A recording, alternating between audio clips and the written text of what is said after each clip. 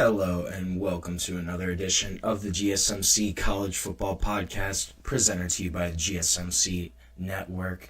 Today is Wednesday, April 16th.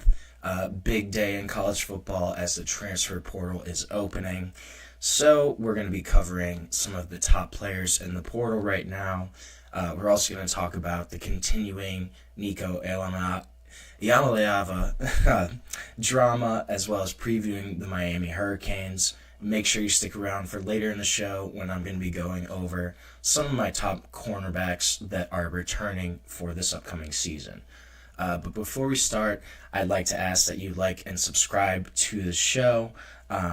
Also, if you want to have any questions that you want or comments, opinions, make sure you put them in the chat.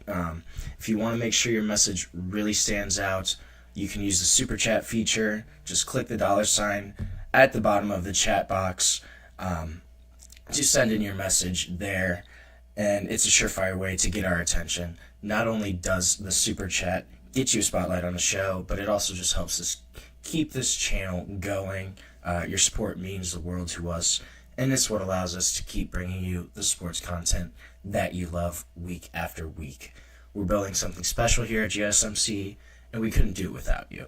So jump in, join the conversation, send in those super chats, and let's make this show even better together. And if you'd rather not use super chat, why not use, you can go to gsmcsport.net to tip, donate, leave a question or comment there at that website. We're so grateful to have you here with us, and we can't wait to hear what you have to say. So, let's talk a little bit about the portal. And the spring window officially opened today. There had been a couple guys that kind of announced that they were going to be joining the portal and entering that previously, but officially the window opened today. The athletes were allowed to put their names into the portal. And I just want to go over some of the guys that I think can be really high impact transfers this spring. So the first guy I have on my list is running back Jaden Ott. Now, he was a Cal running back, had a really strong start to his career, had over 1,200 purpose yards as a freshman in 2022, was even better in 2023. He led the Pac-12 in rushing yards. He had 1,300. He had 12 rushing touchdowns, and he was first-team All-Pac-12 at running back for the 2023 season. Last year, he got hurt right in their opener, suffered an ankle injury. He did still play in 10 games, but you could tell he was really hampered by that ankle injury.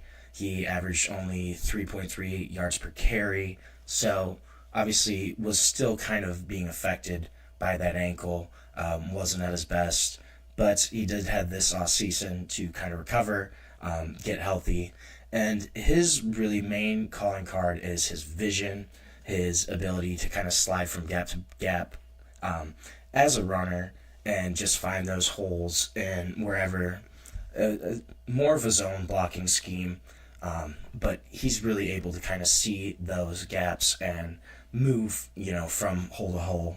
He's really twitchy, really elusive, but he's able to kind of slide between the tackles or the guards, and that's his best trait. So he did already commit to Oklahoma. He's going to give them a number one true running back, true number one. He's going to pair up there with John Mateer from Washington State. This honestly probably is the best overall transfer backfield in the country coming in. John Mateer was a top 2 or 3 quarterback prospect in the portal in the winter in December. That was one of the big pickups for Oklahoma. And they're also going to get Jaden Ott here to go play in Norman with John Mateer in Ben Arbuckle's new offense. Another guy I'm looking at is Andrew Simpson. Now, he was a Boise State linebacker, had been there pretty much his entire career. He was really productive pretty much since 2022. This guy was a multi-year starter for Boise State. 2023 had a really strong year, had 66 total tackles, forced 2 fumbles, had 2 interceptions as well, and also he had 6.5 sacks So really kind of highlighting his versatility as a linebacker, both on ball, inside backer, and kind of off ball, just playing coverage as well as rushing the passer. Well-rounded player. That year in 2023, he was second team All-Mountain West. And then this year in 2024, he made 11 starts. He had 45 total tackles, 3 sacks, 3 forced fumbles, 1 interception. He was a little hurt kind of at the end of the season in November, missed a game or two, a little just roughed up from the season, so he wasn't as productive in 2024. But this is a guy that he was the heart and soul of Boise State's defense. He was really their leader, was expected to kind of be that leader again this year, but he's going to transfer. Not sure where he's going to end up. Should have a lot of interest from Power 4 programs. Another guy that I kind of saw was Bo Atkinson. Now, Bo Atkinson was at North Carolina, was their leading pass rusher last season for the Tar Heels, had 7.5 sacks, 13.5 tackles for loss, 35 total tackles, really showed his improvement from 2023. Pretty much his numbers went up across the board, so that was good to see from Bo. There was continued improvement there, and he's still going to have 2 years of eligibility left. That's going to be a big thing too, is just that extended eligibility for Bo Atkinson. Should have a lot of interest as well, just from other various Power 4 programs, where this is going to be a guy that they do want on that D line on the edge. Another guy I'm looking at is Micah Hudson. Now, Micah Hudson's kind of an interesting case. He was a 5-star recruit, originally signed with Texas Tech, coming out of high school in the 2024 class. He was their highest rated recruit ever, number 22 overall in the ESPN 300 rankings, one of the top 2 or 3 wide receiver recruits in the country, but did not have a really strong year with Texas Tech. Only had 8 catches for 132 yards this past season. Didn't really make the impact that a lot of people were expecting him to make at Texas Tech. It was a little surprising, just kind of given his skill set. He's really dynamic, got a heavy, just his ball skills are really strong, just overall in his route running. And he had a strong high school pedigree. This was a guy that competed in Under Armour All-American camps. Obviously, was a really highly rated recruit. But then after that season at Texas Tech this year, he actually entered the portal in December, went to Texas A&M, and was only at Texas A&M for a few weeks, maybe a month or two. He'd left there in January, pretty much almost right after he got to the program there. And now he's in the portal again. This is a spot where he could potentially actually go back to Texas Tech. Maybe it's a situation where grass isn't always greener on the other side. And the key question for Micah Hudson is going to be just his separation speed, kind of getting out of his routes. That's going to be the big thing for him to kind of watch, and that's really what's going to drive his success.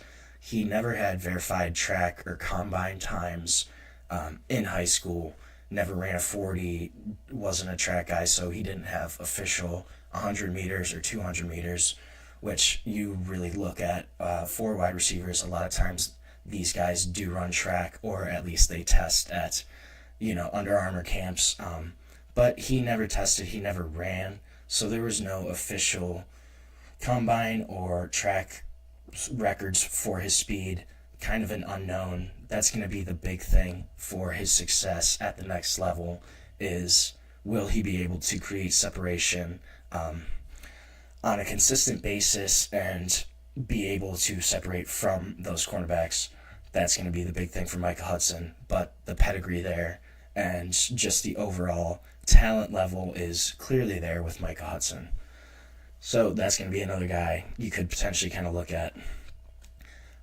A quarterback I'm looking at, besides Nico, we're going to talk about Nico a little later in the show, but another guy I'm really looking at is Gio Lopez. Now, he was the starter for South Alabama this past year.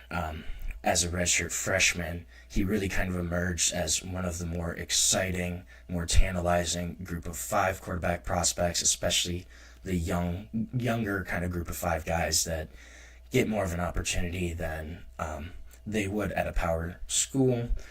And so last season had 2,600 passing yards, ran for 460 yards, 25 total touchdowns, only 7 turnovers.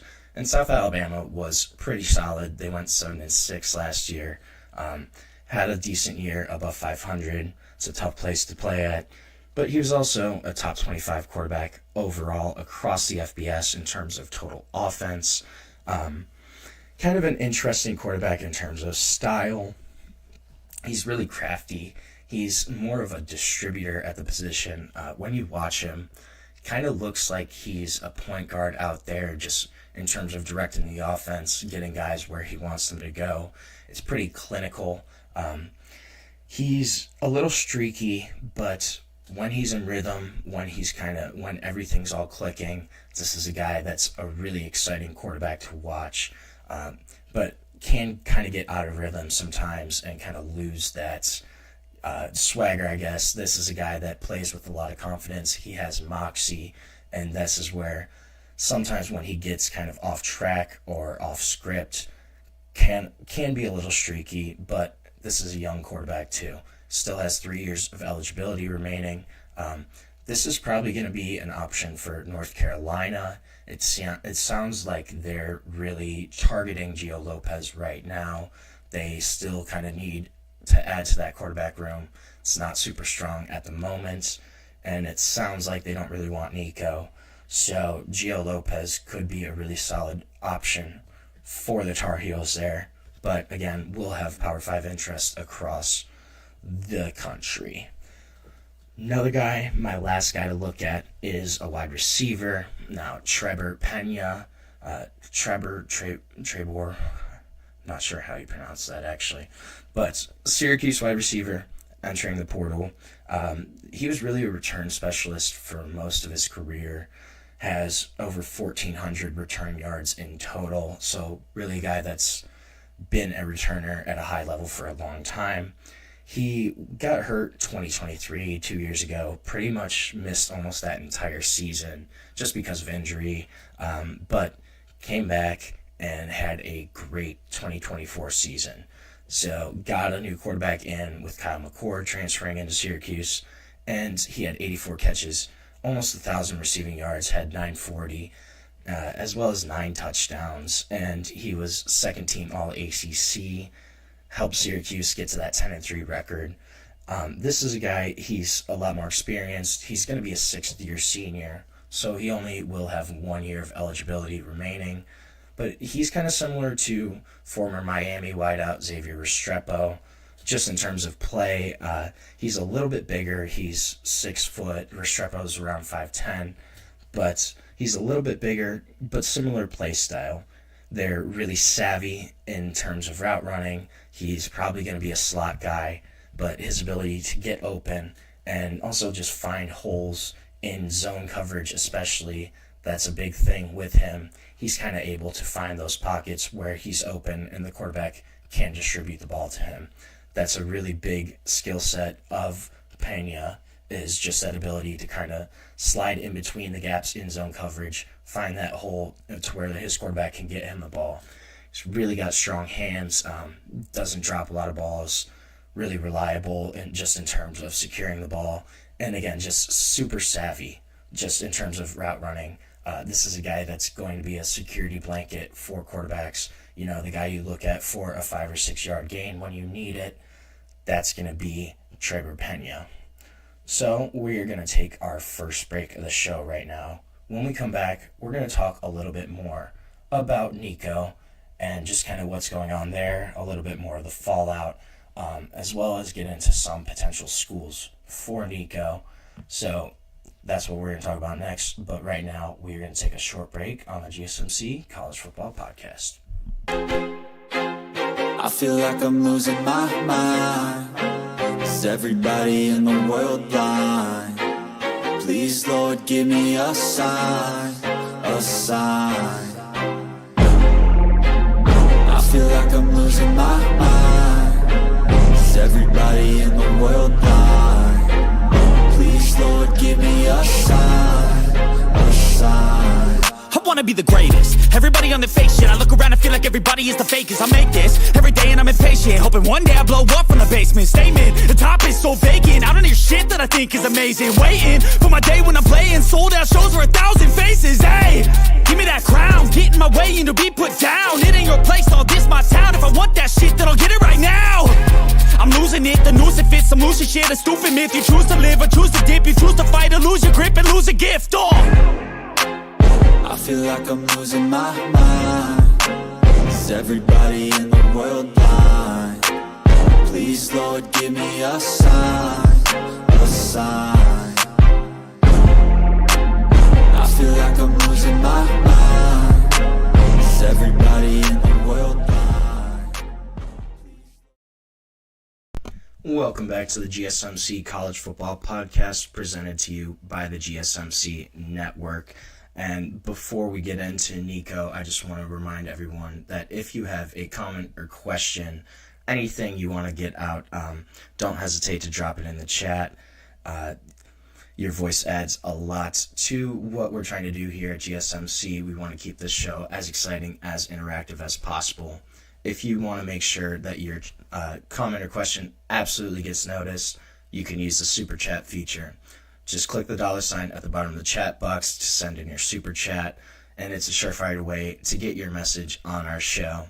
Not only does the super chat get you a spotlight on the show, it also just helps us keep the channel going strong. And if super chat's not your thing, you can also go to gsmcsport.net to tip, donate, or leave a comment or question there. We want to keep this show as exciting, as interactive as possible. So, let's talk about another guy that is in the portal. News has obviously kind of been circulating around Nico Iamaleava all week since his departure from Tennessee. And across college football, it kind of seems the consensus is that this was not a great move for Nico. According to Albert Breer from Sports Illustrated, he said that the young quarterback was, quote, a victim of taking bad advice. He also reported that staffers around the NFL, around college football, think that Iamaleava's family is probably, he said, quote, perhaps focus too much on what they can collectively make now and not on what's coming. And I can kind of see that. This seems almost like a short-sighted move to maximize Nico's earning potential throughout his college career. But I'm not sure if that's actually what's going to happen right now. It seems like there's not a ton of interest, or at least the market is not as hot for Nico as him or maybe his staff around him would have expected. Pete Nakos of On3, he's kind of really been taking the lead in just terms of where Nico might be going, reporting on that. So North Carolina was kind of rumored as a potential landing spot for Nico, just because of their quarterback situation. Don't really have a true starter right now. There's a lot of question marks still around who will actually take snaps under center at North Carolina this season. But Pete Nakos reported on Monday that Bill Belichick's program is out of the mix for Nico. It sounds like they're probably going to target Gio Lopez from South Alabama more. And this whole situation is really kind of interesting. Josh Heupel, he had said that this is the state of college football. At the end of the day, no one person is ever bigger than the program. The program is going to be here after. He kind of went on a tangent like that. I think that point is also a little interesting because from what I've heard, just different pundits and stuff say, this is what college coaches do all the time. You have college coaches that are in year 2 or 3 of a 6 or 7 year deal, and they look for greener pastures, they look for greener grass. If they get a higher opportunity, a better coaching job, they're going to leave that program. This happens all the time. College coaches have done it all the time. So I think it's a little funny that, Nico's kind of doing the same thing, yet there's a bunch of backlash from his former head coach, from coaches around college football, kind of saying that, hey, this isn't something you do. When in reality, college coaches do this all the time. Josh Heupel himself did it when he took the Tennessee job. Lane Kiffin left Knoxville pretty infamously for USC, kind of in the middle of the night. College coaches do this all the time. I wonder if we're going to see more players kind of start to do that, take control of, I guess, their situations, or is this kind of coming back on the other side of this? Tennessee put their foot down. Are we going to see more schools really play hardball with their guys, especially with that incoming revenue sharing, the impending house settlement, what happens there? That's going to be kind of interesting. So Pete Nakos also reported that multiple programs are ready to become contenders if Nico is open to a deal closer to $1 million. So that's kind of interesting. Nico was scheduled to earn, I believe, around $2.2 million. I'm assuming it was probably $2.25 million. I don't know the exact figure there. Excuse me, I'm sorry. But that's something where Nico might actually lose money from this maneuver. In terms of trying to get more money, he actually might kind of lose out. There's supposedly a bunch of programs that they want to get in on him if he drops that price point. If he's really sticking to that price point, I'm not sure who's going to throw that type of money at him. Tulane at one point was kind of mentioned as another program that would be open to landing Nico, just because of they lost Darian Mensah, brought in a couple guys. They brought in TJ Finley, who I've talked about him before, had been at LSU, at Auburn, then Texas State, then Western Kentucky, kind of bounced around a lot, but he was projected to maybe be their starter. He has legal issues right now that are still impending, so Tulane kind of was mentioned as a spot, but Pete Nakos also reported yesterday that the Green Wave have dropped out of the sweepstakes to land him. But this is interesting. There really doesn't seem to be a strong market. One GM in the Power 4, one of the schools, told ESPN he thinks that Nico pretty much has no market. That was his actual quote, that he has no market. Another thing that's really big here that people are kind of skipping over is that Nico cannot go to any SEC schools. The SEC has a rule where you cannot transfer in the conference in the spring window. So if he wanted to go to another SEC program, he can't. It's not allowed under SEC rules. So pretty much the entire SEC is out. They can't go and make a play for Nico just because of the conference rules right now. There is a connection at UCF. Their quarterback's coach, Mackenzie Milton, he had previously worked with Nico when he was an offensive analyst at Tennessee, but they also brought in Indiana transfer Taven Jackson. They're not expected to be heavily in the mix, but I could see that being a program where they might still make a call to Nico's representatives and see if they could potentially make a deal. UCF has really been perceived as the front runner. They did bring in a transfer quarterback in Joey Aguilar from Appalachian State, but Nico, the possibility of him being there is pretty tantalizing for UCLA. I think they probably might throw him the biggest contract, but that's still in the air. They obviously did bring in another quarterback, so do they want to spend those resources and allocate them towards Nico, or do they try to kind of build that team around Joey Aguilar and make them a stronger program across the board? I think that's going to be the big thing to look at for UCLA and just what their role is in Nico's saga, I guess. But the other thing is that there's going to be a pretty narrow path of success for Nico. wherever he ends up. You're coming in the spring, just the time frame of having missed pretty much all of spring ball with whoever your new team is. You're going to have to learn a whole new offense. And then also just the pressure that is going to be put on Nico, especially if he does kind of get that higher end of the contract that he wants. If a school brings him in and gives him $3 or $4 million a year to be their starter, that's going to be a lot of pressure from the fan base, a lot of pressure from the coaching staff, probably from his teammates as well, just after knowing the entire situation at Tennessee and kind of what happened. It wouldn't be surprising to see Nico struggle, but there's going to be a ton of pressure on him right away as soon as he comes in, just because of kind of everything, the time frame. He's going to have all new wide receivers, won't have any guys that he has a ton of chemistry with, just a new system, fitting into a new locker room as well. It was reported previously that Nico wasn't the most vocal leader at quarterback, is a little more shy, just personality-wise. Will that kind of mesh with a new locker room wherever he ends up? I think that's going to be kind of interesting, just in terms of culture fit, in terms of how he meshes with his teammates.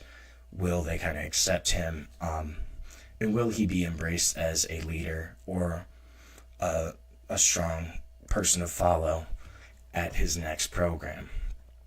Tennessee, they also, on the flip side, they haven't had a ton of luck right now in their quarterback search. Obviously, it's still early on. But according to one ESPN source, at least one starting quarterback in a Power 4 conference has already received a raise just due to calls from Tennessee officials to his reps, kind of gauging the market, testing the waters, seeing what a potential quarterback could cost them. But this is going to be, Tennessee's probably going to call a ton of guys just to get in another quarterback into that locker room. They only have 2 guys right now. Both don't have a ton of experience. George McIntyre is one of them. But Tennessee does not have a lot of experience behind Nico. There's really not a ton of room there in the quarterback room. They're going to need to add somebody at Tennessee, and the fact that one guy already got a raise, kind of because Tennessee was calling, I think that might be something that happens a little bit more. Another team I'm kind of looking at as a dark horse landing spot for Nico is Texas Tech. So Texas Tech has done a ton of work in the portal this year, went 8-5 last season, but they've spent double-digit millions of dollars to kind of upgrade this roster. They brought in around 20 guys from the portal in December. They've been really, really aggressive this year just in terms of adding talent, kind of doing what Ole Miss did last season in terms of almost going all out for 1 year. So they do already have their incumbent quarterback, Baron Morton. He's still there, but with how aggressive Texas Tech has been in upgrading across the board, could they also potentially look at an upgrade at quarterback? And they have the resources. They've been really, really aggressive in terms of just upgrading this roster, getting guys in that they think could help them get to the next level, potentially compete for a college football playoff berth in a Big 12 championship. Could that be a spot where Nico ends up? Nico is a better starter than Baron Morton. Not that Baron Morton is a bad starter, but definitely would be an upgrade there. Could Texas Tech actually be a decent landing spot for Nico? I think that's going to be a dark horse team that could potentially get in on the conversations that we haven't really seen kind of talked about in the national media. I think that might be a decent spot for Nico, though, just coming in. They have a bunch of talent around him already that they brought in. That could be a team where Nico could actually do pretty well and succeed at, and maybe even get the contract that he wants. So we're going to take another break. on our show now. And when we come back, we're going to talk a little bit about Miami, about the Hurricanes, their upcoming season, kind of what that's going to look like. So we will be back shortly on the GSMC College Football Podcast. Looking for your daily fix of sports talk without having to pay for it? GSMC Sports Network is available on YouTube. Just search GSMC Sports Network. Get your fix of daily sports talk shows on YouTube, absolutely free. NFL, college football, NBA, MLB, MMA, UFC, fantasy football, and so much more. GSMC Sports Network has shows running all day long, with new sports shows starting every 2 hours. Just like on your favorite cable sports channel, except GSMC Sports Network is absolutely free. Just search GSMC Sports Network on YouTube to catch one of your new favorite shows, like the GSMC College Football Podcast, Chip Shot Football Podcast, Hoops and Heels Women's Sports Podcast, GSMC Basketball Podcast, and so many more. Check it out for yourself. GSMC Sports Network, now available on YouTube absolutely free. Search GSMC Sports Network on YouTube right now.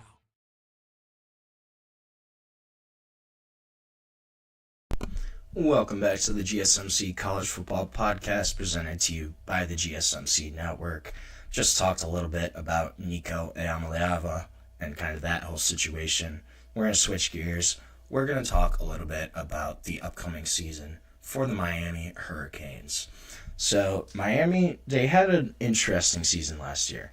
They had a strong year, finished 10-3 on the season. They were really in the college football playoff hunt for pretty much the entire season.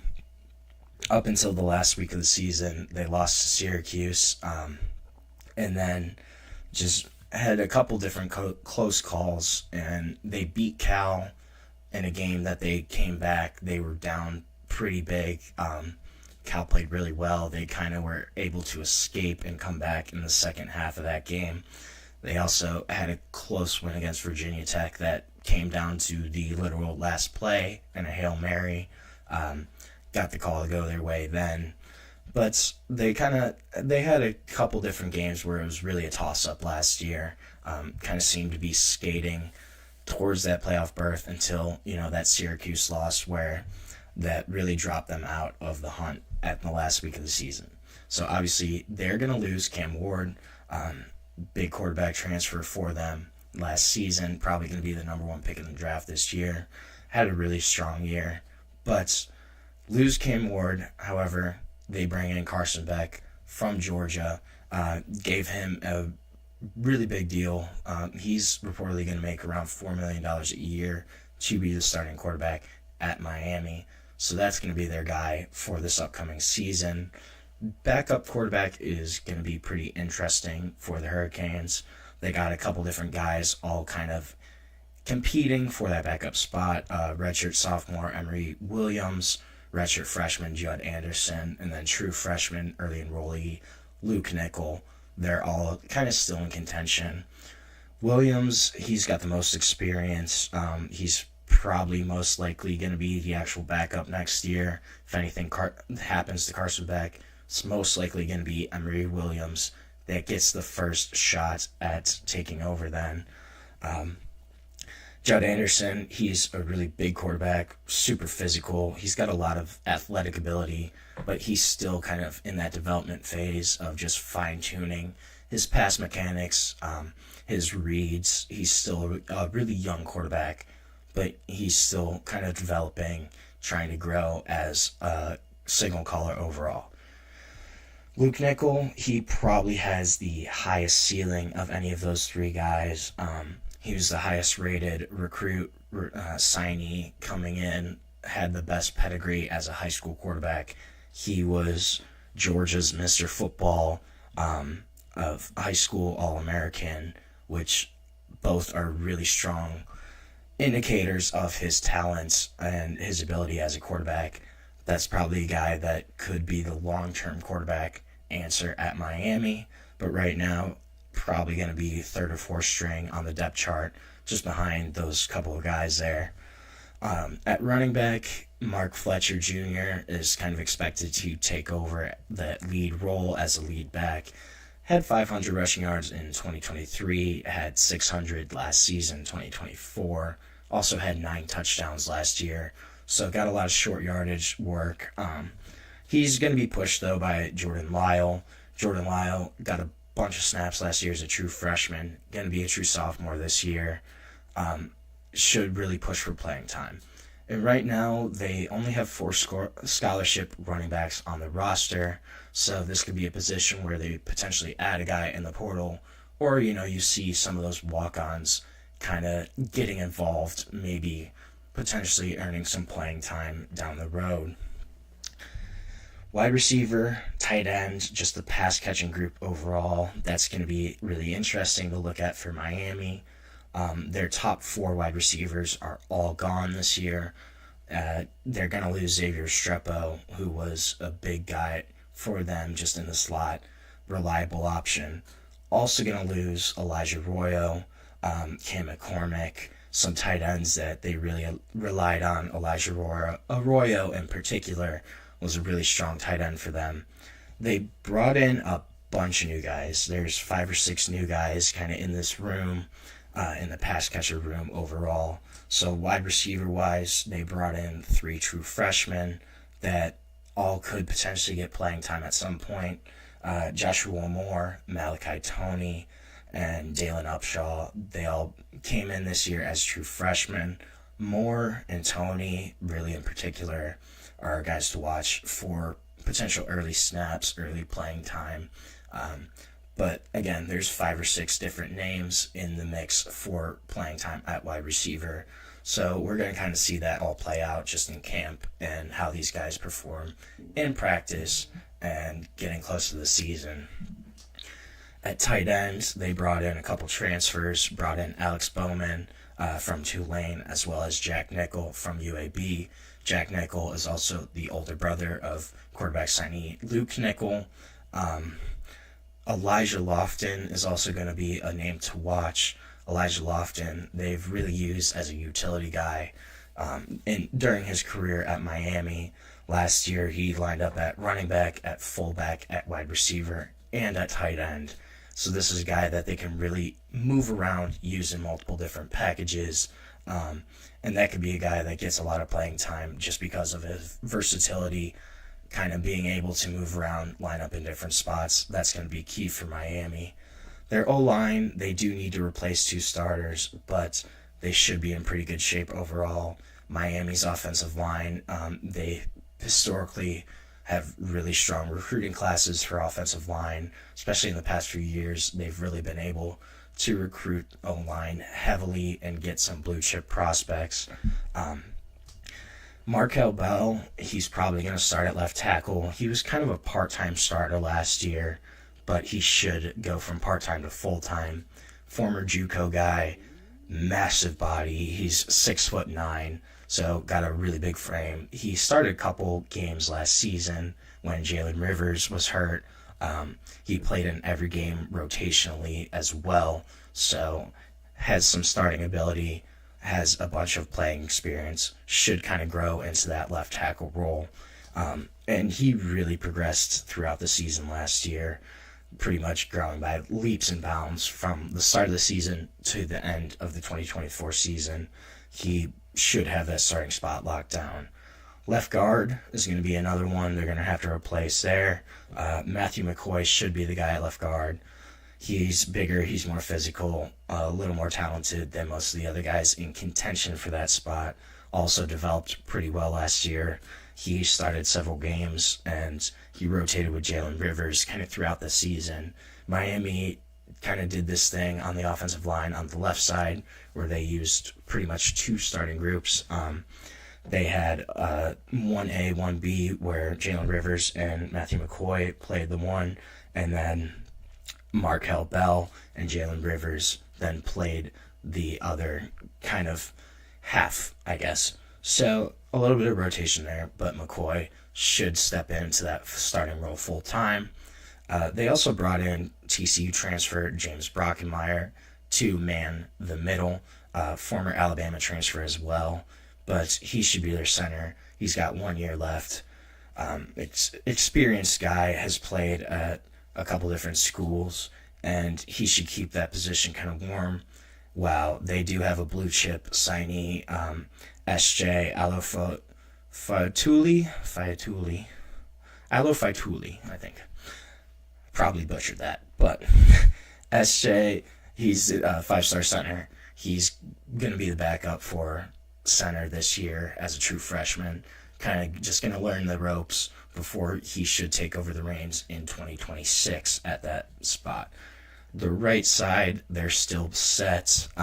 Inez Cooper, Francis Moigoa, they're both going to return, and they're both going to start again for the third year playing next to each other. So those two are set. The right side of the line is pretty solid, but just how those two kind of develop their individual skill sets as well as just being leaders on the offensive line, that's going to be the big thing to look at there. On the defensive side of the ball, then, D-line, they're losing edges, Elijah Alston, Tyler Barron. They're also losing D-tackles, Simeon Barrow Jr., who he was first team All-ACC last season, as well as C.J. Clark, Anthony Campbell, Marley Cook. All those guys are going to be gone for Miami. At edge, they're probably going to look to promote from within for the most part. They have sophomore Marquise Lightfoot, who's uber talented, spent last season kind of learning the ropes and should take over one of those end spots. Hayden Lowe is also coming in. He's a 5-star recruit, really highly regarded just overall. He's kind of been compared to Kayvon Thibodeau just in terms of size, skill set.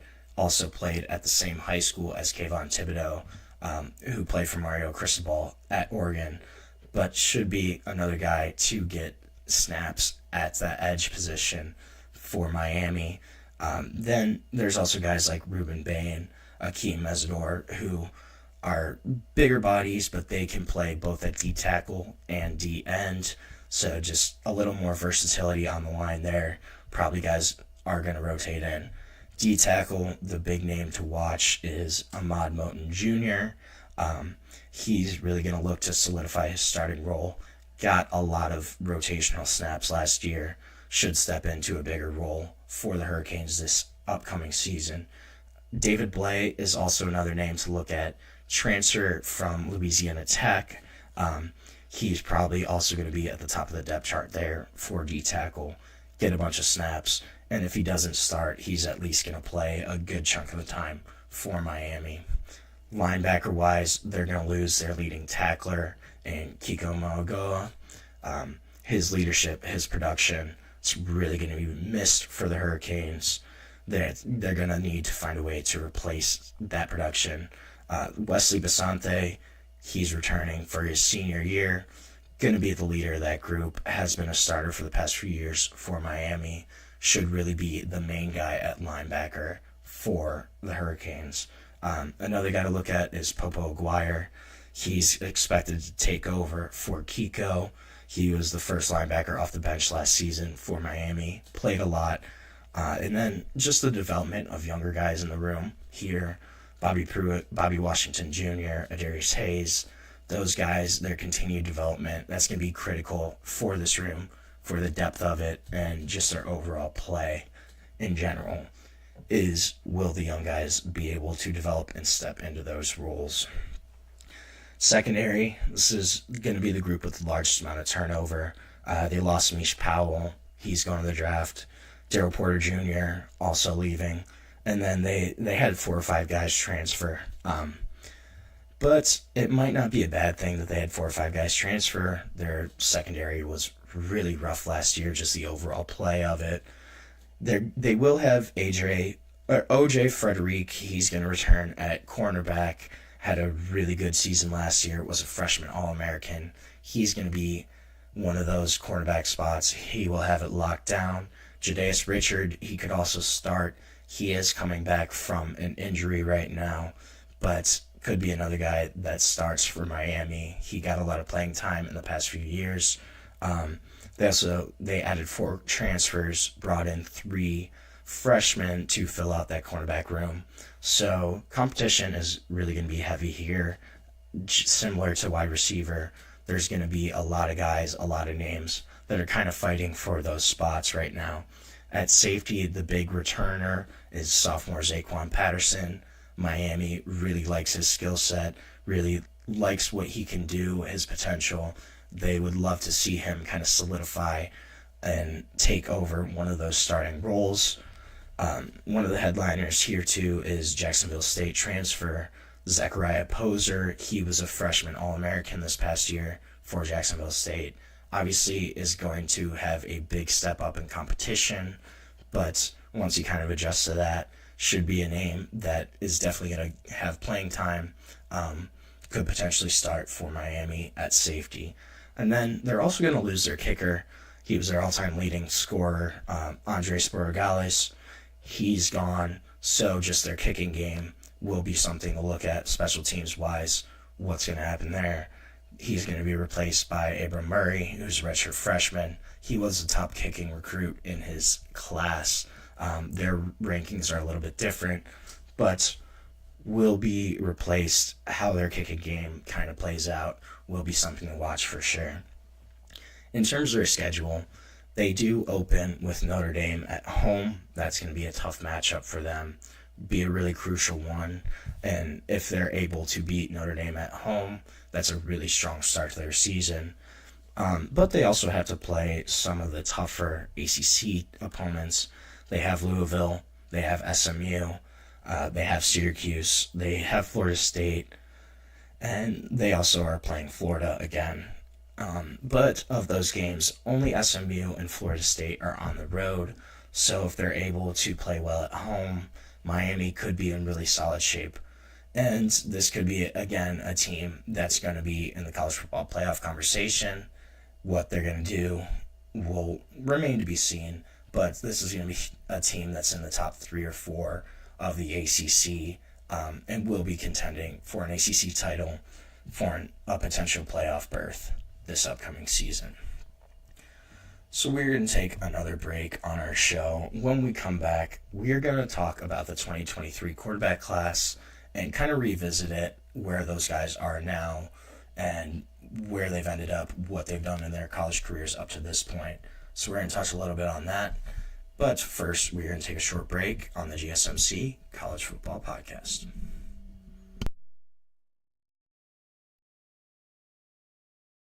For the best and latest podcasts available anywhere, go to the podcast app on your cell phone and type in GSMC to access free content-rich podcasts on health and wellness, book reviews, sports, entertainment, relationships, social media, movies, technology, finance, and even weird news. Subscribe and download the GSMC Podcast Network's family of shows, available everywhere podcasts are found.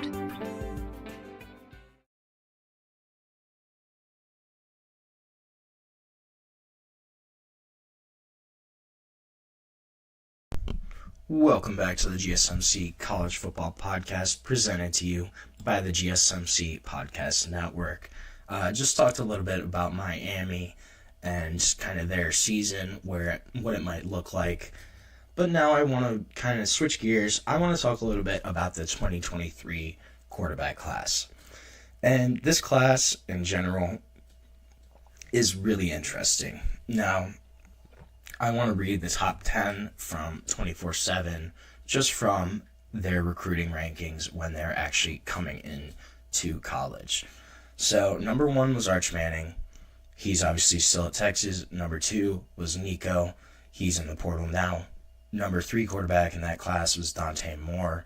Dante Moore originally went to UCLA, now transferred, went to Oregon. Number 4, Jackson Arnold. Started at Oklahoma, now at Auburn. 5 was Malachi Nelson. He went to USC, then he transferred to Boise State, and now he's at UTEP for this upcoming season. Number 6, Jaden Rashada. Jaden Rashada had the whole Florida saga, eventually went to Arizona State, then he went to Georgia last year, and now he's in the portal again. Number 7, Aiden Childs. Aiden Childs started at Oregon State, went to Michigan State. 8 was Austin Mack. He started at Washington. Now he's at Alabama. Number 9, Avery Johnson. Avery Johnson started at Kansas State. He's still at Kansas State. And then 10 was Christopher Vizina, who was committed to Clemson and is still at Clemson. So if you were keeping track, I don't know who was counting or not, but of those top 10 guys, only 3 of them are still at the schools in which they signed. I think that's really an interesting stat. I wonder if this is going to be a trend that we're going to see continue throughout college football, of where these guys originally sign is not where they all normally end up. Another thing I want to look at is, despite those names, here's the total production from those guys. So there's 6 of the 10 that have produced over 1,000 all-purpose yards, which really isn't a whole lot of yardage if you're, playing a lot.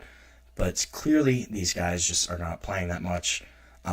Arch Manning is 6th on that list. He has just under 1,100 all-purpose yards, but he has thrown 13 touchdowns to 2 interceptions.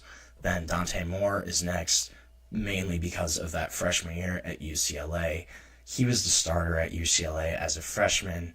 That was really kind of an interesting situation where he went to UCLA, started there, and then transferred after his freshman year, after he had started half of their games, to Oregon to sit behind Dillon Gabriel for a year before taking over as the starter this upcoming season. That was really kind of an interesting move, I thought, just because he was already playing a lot at UCLA.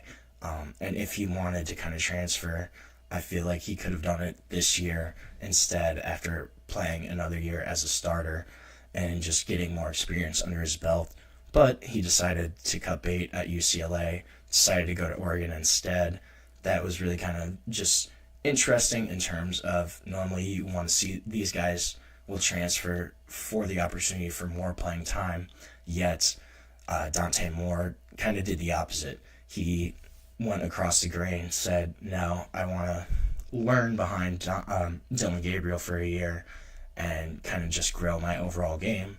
I think he's really going to be one of these quarterbacks to watch this upcoming season, and just did that year off learning really help him progress as a quarterback, because Dante Moore probably has some of the more elite skill sets of any of the quarterbacks in this class. But if you look at the top 3 guys, Avery Johnson, so Aiden Childs is 3rd. He's just over 3,000 all-purpose yards. Kind of makes sense. Played a little bit at Oregon State. He then followed his head coach, Jonathan Smith, to Michigan State and was their starter this year. Could be another guy where he could take another step just with another year under his belt. Now being at Michigan State for the 2nd season, will he kind of take that next step as a starter? Michigan State has had a rough few years, but year 2 under Jonathan Smith, could Aiden Childs actually be a guy that takes that next step up and, isn't all Big Ten performer or something of that caliber? But he's 3rd on the list in terms of production. Nico is 2nd. And then number 1 is Avery Johnson, who was the 9th overall quarterback in this class. Avery Johnson, one of the only guys that stuck it out at his original school, sat behind Will Howard for a year, took over as a full-time starter this past season, is the unquestioned starter, unquestioned leader at Kansas State again this year. He's probably, honestly, the most proven quarterback out of this class, which is pretty remarkable when you kind of consider the overall talent, how much these guys were hyped when they were coming into college. This was a class that people really thought would do a lot from the quarterback position, and that they would get a lot out of just while these guys were at college. But that really hasn't kind of happened. And the guys that haven't stayed and stuck it out is probably, they've probably hurt themselves the most. And the 2 I'm really looking at there is Malachi Nelson, Jaden Rashada. I already kind of talked about Jaden Rashada the other day, but he's another guy where his movement he's probably really hampered his development. Just the entire saga at Florida before kind of ending up at Arizona State. I think he was expecting to win that Arizona State job, and then obviously did not, was beaten out. Transferred then to Georgia, where he didn't play at all really at Georgia last year. Kind of wasn't really going to be in contention for that starting job, which is interesting just considering his pedigree as a quarterback. And now he's kind of in no man's land. Doesn't really have a strong potential landing spot right now. Kind of just stuck out there. And also just doesn't have production to kind of match what his value of himself he probably thinks is. He hasn't done it at a college level. He hasn't shown that he can be a strong college quarterback, and that's probably why he's just been put out to pasture almost. Malachi Nelson, though, I think he's the biggest example. He went to USC. He probably could have had a decent shot of beating out Jaden Maiava either last year or this season, but he did not try to stick it out. Miller Moss was still at USC when he was there too. And then he went to Boise State again. I think he thought he would beat out Maddox Madsen for that job. Lost to Maddox Madsen. And now he's at UTEP. So he's gone from a 5-star quarterback who was, hailed as the next guy at USC, as Lincoln Riley's next guy, next quarterback project. And now he's playing for UTEP, which, no disrespect to UTEP, but UTEP is not on the same level as a USC, as some of these other blue blood programs. UTEP is just not that same kind of caliber. And I think that Malachi Nelson has kind of really almost shot himself in the foot in terms of where he's gone in his decisions in his college career. I liked the Boise State move at the time, but clearly he was not able to beat out Maddox Madsen, wasn't going to be the guy there. So I can understand that one, but he could have stayed at USC originally and probably still had a really strong career. So I kind of re-ranked this class. I still have Arch number 1 just based on his potential becoming the Texas full-time starter this upcoming season. He's kind of shown what he can do in little bursts, but I think being the unquestioned starter this year, having followed Quinn Ewers, kind of watched how he progressed as a quarterback, I think Arch is still number 1 just based on his potential. Then I would have to go Avery Johnson second. Avery Johnson has been the most productive quarterback in this class, really has a lot of dual threat ability, has the most experience, and is a guy that I think can have a really, really strong 2025 season. I have Dante Moore at 3 then. I think Dante Moore can be really good for Oregon this year, especially after kind of taking that back seat last season to Dylan Gabriel, who was a guy that played in college forever, clearly knew how to win at the college level. Watching a guy like that in front of you, I think that's going to be really good for Dante Moore, and I could see him having a really strong season. After that, I have Nico. I think Nico's probably the 4th best. Obviously, been talked about a lot, but he's not a bad quarterback. I don't know if he is an elite college quarterback. Then I have Jackson Arnold, Aiden Childs. They're kind of interchangeable. I think they're both going to be unquestioned starters this year. Both have some question marks. I think either of them can have decent years. Childs honestly might be ahead of Jackson Arnold at this point, but you don't know. Then I have Austin Mack. Then I have Christopher Vizana from Clemson. And then I have those 2 guys that kind of are in no man's land right now in Jaden Rashada and Malachi Nelson. But I just kind of wanted to go over some of those guys and where they're at, and give a quick update on that class, because I think it's really interesting. Of the top 10, only 3 of them still at the school where they originally signed. So now we're going to take our last break of the show. When we come back, we're going to talk a little bit about cornerbacks and some of the top guys that are returning for this upcoming season. So we're going to take a look at that. But we'll be back shortly on the GSMC College Football Podcast.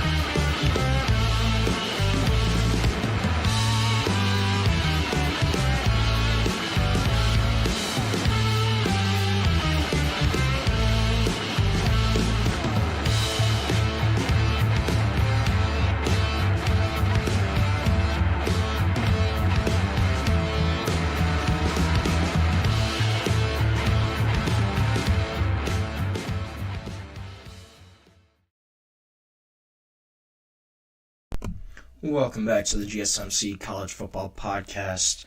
Just talked a little bit about the 2023 quarterback class, kind of how they've shaken out so far in college. We're going to switch gears, though, talk a little bit about the defensive side of the ball and some cornerbacks that I think are going to be some of the top guys to look for this upcoming season. So the number one guy I have on my list right now is Leonard Moore from Notre Dame. Will be a true sophomore this season. Had a really, really strong true freshman season. Finished, according to Pro Football Focus, according to their wins above average metric, he finished as the third most valuable cornerback in college football, only trailing Jahdae Barron and Travis Hunter, who are two guys. Obviously, Travis Hunter will be a top 5 pick. Jahdae Barron is looking like he will be a first-rounder this upcoming season. So Leonard Moore was only behind those two guys in terms of wins above average. Super valuable cornerback. Notre Dame runs a really man-heavy scheme. At least they did under Al Golden. And so his grade in man coverage was really solid. He had an 82.5 grade. It was third among all corners in the country.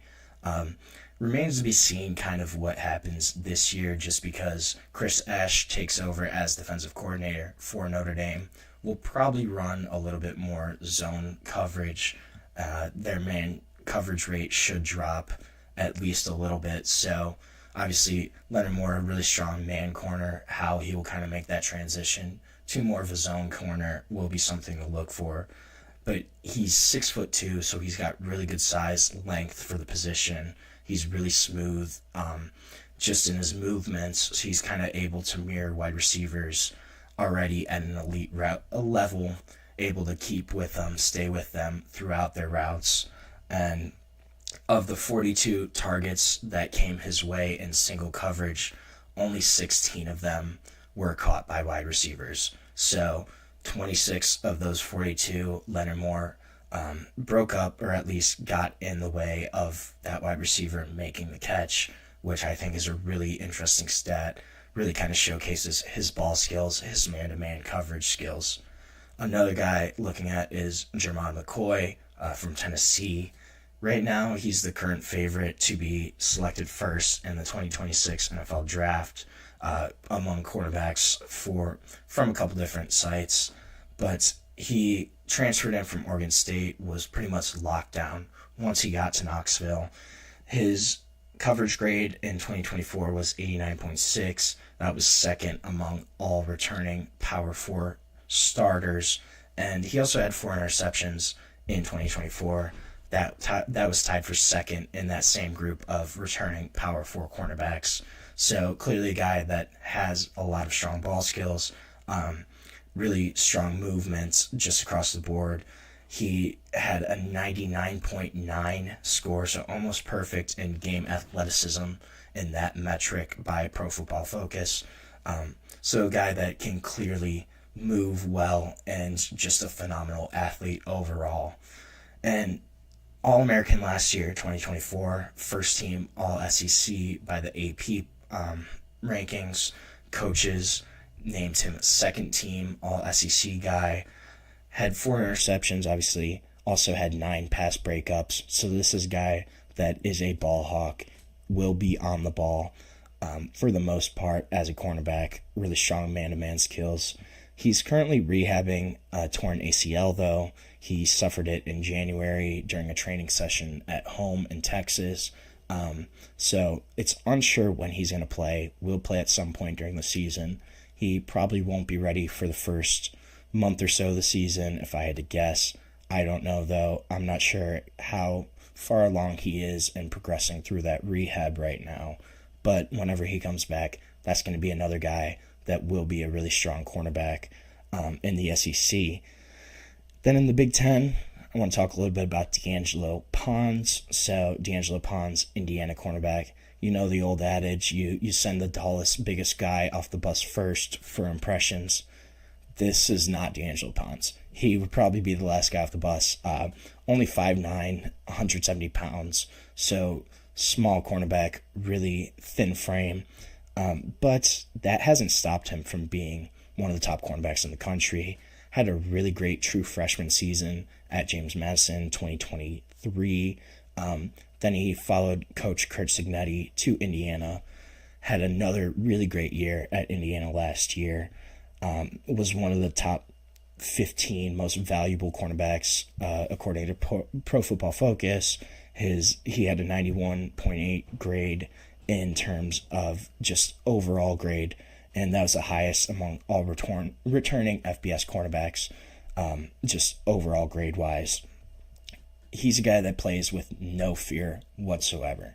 Obviously, not the biggest guy, not the strongest guy, but has no fear in coverage, will go right up to a 6'3", 6'4" wide receiver and press him, get in his face. Also contributes in run defense. He's a willing tackler, not afraid to contribute to that part of defense as well. But this is a guy that has had a bunch of passes defended, both in 2024 and 2023. 2023 had 2 interceptions, but had 12 passes defended. And then this past season, 2024, had 3 interceptions, so raised that total. Only had 9 passes defended, but still a really strong number in terms of just being on the ball as a cornerback. That's another guy where he's going to be a top cornerback. His size may limit him a little bit, especially when he goes up against programs like Ohio State, where, most of their wide receivers are 6'2", 6'3". Could be a little bit of a size disadvantage there for him. But again, he's not afraid of that. Kind of plays with that moxie swagger that you see a lot of times out of cornerbacks. Another guy is Avion Terrell, AJ Terrell's younger brother.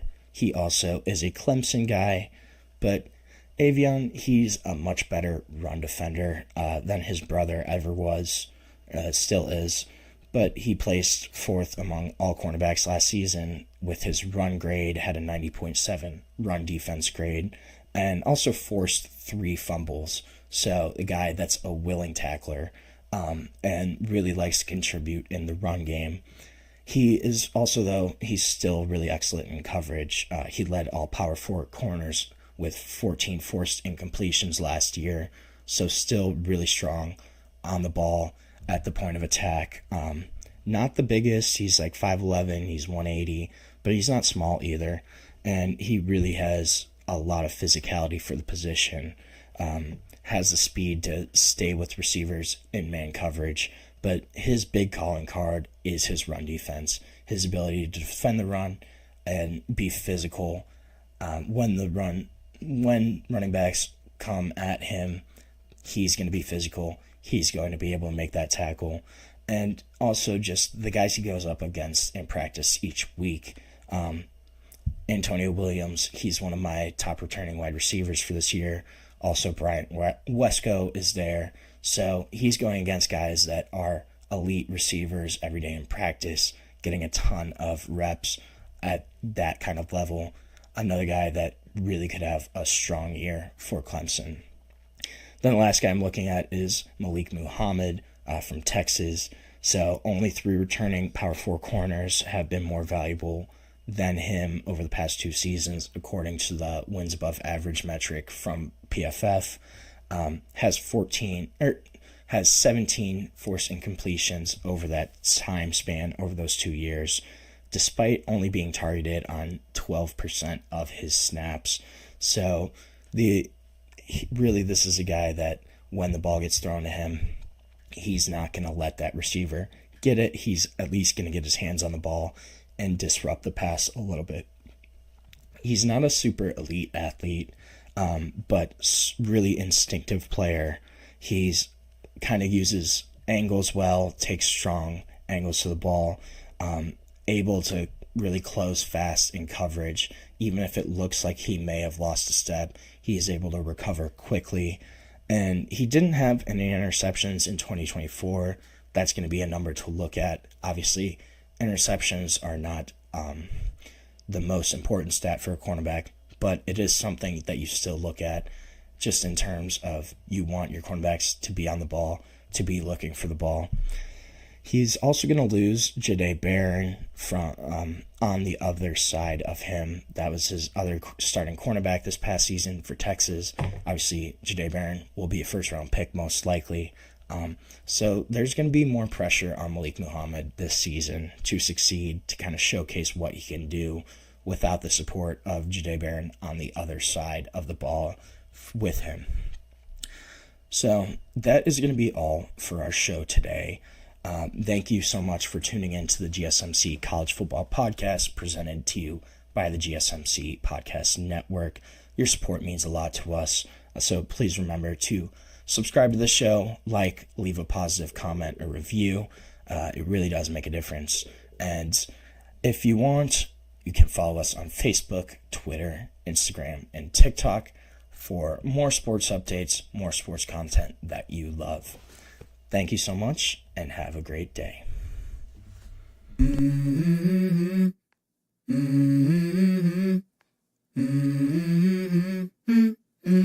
Let's go. I wake up to a little bit of drool on my pillow, feel like it's gonna be a bad day. Yeah, I'm tired of shit, and the coffee ain't hit yet, damn, ain't that great.